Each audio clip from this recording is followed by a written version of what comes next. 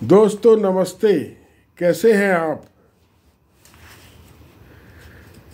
आज हम कुछ बात मंदिर पर करेंगे।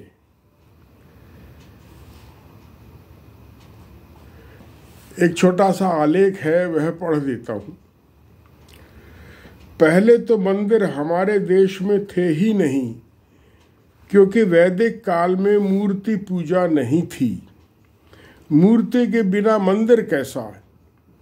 यह अलग बात है कि आजकल आर्य समाज के भी मंदिर हैं, और कौन बनेगा करोड़पति कार्यक्रम में अमिताभ बच्चन अमरनाथ की गुफा को भी मंदिर कहते हैं। यूं मंदिर का एक अर्थ घर भी होता है। कवि भूषण की एक पंक्ति है, ऊंचे घोर मंदिर के अंदर रहनवारी, ऊंचे घोर मंदिर के अंदर रहाती हैं। और हमारे मंदिरों की आज भी प्रकृति कुछ कुछ सामाजिक केंद्र या कम्युनिटी सेंटर जैसी है, जिसमें शादियों के लिए बर्तन, कीर्तन के लिए वाद्य, सभा के लिए कुर्सियां और मुफ्त चिकित्सा सहायता भी उपलब्ध होती है।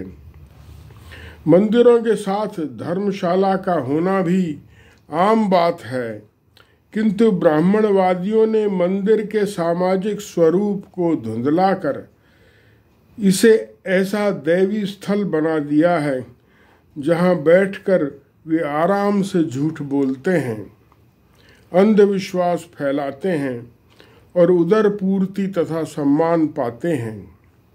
पुरोहितों की आलोचना तो घोर ब्राह्मणवादी बाबा तुलसीदास भी कर गए। पुरोहितों के कुकर्म उन्हें भी हजम नहीं हुए और उन्हें पुरोहितों और ब्राह्मणवादियों ने सताया भी बहुत। यद्यपि तुलसी स्वयं घोर ब्राह्मणवादी थे, किंतु अन्यों के मुकाबले, दूसरों के मुकाबले कवि होने के नाते थोड़े संवेदनशील और परिष्कृत भी रहे होंगे, जो उनके समकालीन अन्य ब्राह्मणवादियों को नहीं सुहाया होगा। एक आधुनिक समाज सुधारक भी मूर्ति पूजा के विरोध, एक साधारण समाज सुधारक को भी मूर्ति पूजा के विरोध का श्रेय जाता है, जिनका नाम है स्वामी दयानंद सरस्वती। वे गुजरात के तिवारी ब्राह्मण थे, किंतु उन्होंने इन अंधविश्वासों को काटने को अपना चरम उद्देश्य बनाया। इसके लिए उन्होंने आजीवन संघर्ष किया और कहा जाता है कि इसके लिए उन्होंने अपने प्राणों की आहुति भी दे दी। वे मूर्ति पूजा का विरोध करते थे और इसके समर्थक ब्राह्मणवादियों से शास्त्रार्थ करते थे।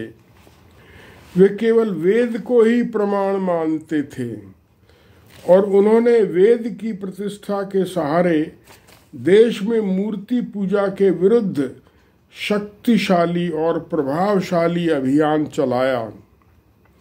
देश के बड़े बड़े नेता भी उनसे प्रभावित हुए।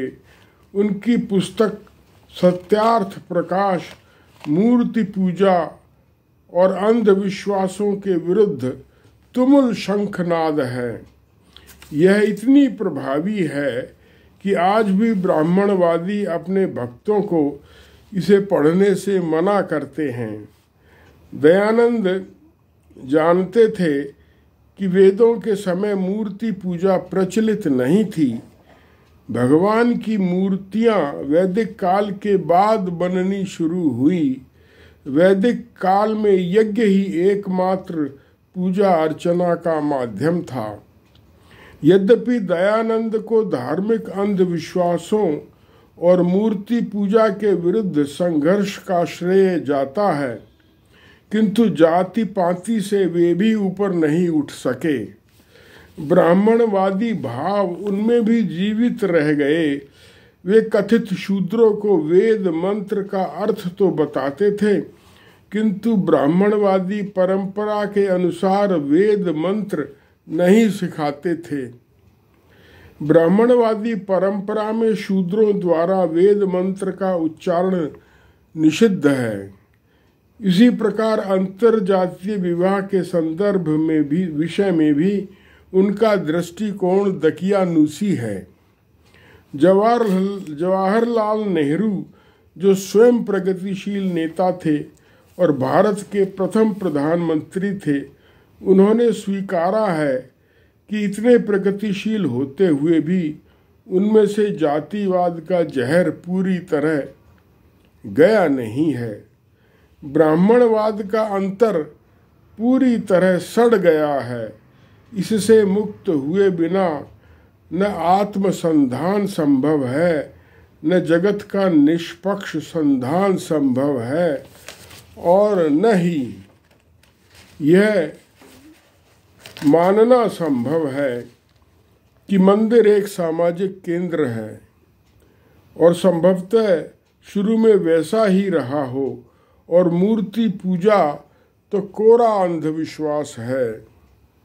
मंदिरों से पूर्व वैदिक काल में जो यज्ञशालाएं थीं, वे भी सामाजिक केंद्रों के गुणों से युक्त थीं। वहाँ लोग इकट्ठे होते थे, सोमरस निकालते थे, मांस भी पकाते थे, अन्न का प्रसाद भी पाते थे। भारतीय कम्युनिस्ट पार्टी के दिवंगत नेता श्री अमृतपाद डांगे की एक छोटी सी पुस्तक है, जिसमें यज्ञशाला के आदिम स्वरूप की विवेचना करते हुए मत प्रकट किया गया है कि वे ऐसा केंद्र थी जहां संग्रह किया गया भोजन पकाया और बांटकर ग्रहण किया जाता था। मूर्ति पूजा के लिए मंदिर में जाते समय इन बातों को ध्यान में रखा जाए तो बेहतर है। ब्राह्मणवादियों द्वारा उसके महिमा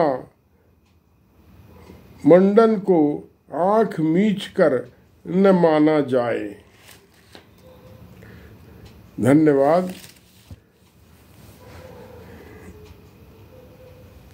इस लेख में कुछ ऐसे बातें आई हैं जो विवादास्पद हो सकती हैं, लेकिन वे सत्य हैं, और मैंने इसके साथ जिस पुस्तक में यह लेख मैंने दिया है, फुटनोट में उन सारे संदर्भों को लिखा है जो यह बताते हैं कि जैसे तुलसीदास ने रामचरितमानस में कहाँ उत्तरकांड में कहाँ पुरोहित कर्म की निंदा की है, वह रामचरितमानस उत्तरकांड दोहा 47 के बाद चौपाई 3 है, जिसमें पुरोहित कर्म की निंदा की गई है। फिर उनका एक छंद है, धूत कहो अवधूत कहो रजपूत कहो जोलाहा कहो कोयू, काहू की बेटी सो बेटो न ब्याहब, काहू की जाति बिगाड़ न सोऊ। यह भी मैंने दिया है। फिर दयानंद सरस्वती का पत्र व्यवहार है जो राजस्थान से छपा है। उसमें एक प्रश्न है, रामलीला देखना दोष है? तो दयानंद का उत्तर है, हाँ दोष है, 1000 हत्या के समान दोष है। अब तो मोदी जी और रेखा गुप्ता रामलीलाओं का उद्घाटन करते फिर रहे हैं और यह निर्णय कर रहे हैं कि कौन सी सर्वश्रेष्ठ थी। तो दयानंद के अनुसार तो वो यह निर्णय कर रहे हैं कि कौन सी हत्या श्रेष्ठतर थी। यह हमारा देश है बहुलतावादी। दयानंद का सब नाम जानते हैं, उन्हें यूं ही किनारे नहीं किया जा सकता। फिर दयानंद के बारे में मैंने जो कहा है कि वह अंतर जातीय विवाह का विरोध करते थे, तो उनसे एक प्रश्न किया गया इसी पत्र व्यवहार में चमार व भंगी या कसाई जिसने विद्या प्राप्त की है, यह चाहे कि मैं किसी ब्राह्मण के घर में अपना विवाह करूं, तो ब्राह्मण को भी यह उचित है या नहीं कि अपनी कन्या उसे विवाह में दें। तो इसका उत्तर उन्होंने में कहा कि नहीं, क्योंकि दोनों की सामाजिक बैकग्राउंड का फर्क है तो नहीं देनी चाहिए। तो ये तो एक बहानेबाजी लगती है। ये तो किसी भी उसमें कहा जा सकता है, ब्राह्मण ब्राह्मण में भी कहा जा सकता है। तो ये भी जो है जहाँ इसका उल्लेख है वो भी मैंने बता दिया है इसके फुटनोट में। ये भी दयानंद के पत्र व्यवहार का हिस्सा है। फिर मैंने ऋग्वेद के उन मंत्रों को भी बता दिया है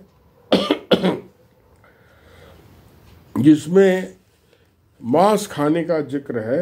ऋग्वेद के चौथे मंडल के 45वें सूक्त का मंत्र 5 है और ऋग्वेद के पहले मंडल के 162वें सूक्त का मंत्र 3 है और उसी सूक्त का मंत्र 10 है, मंत्र 12 है। और 10वें मंडल के 94वें सूक्त का मंत्र 3 है, जो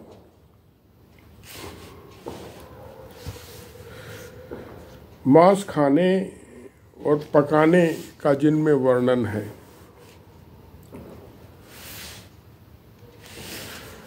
आज के लिए इतना ही। धन्यवाद, नमस्कार।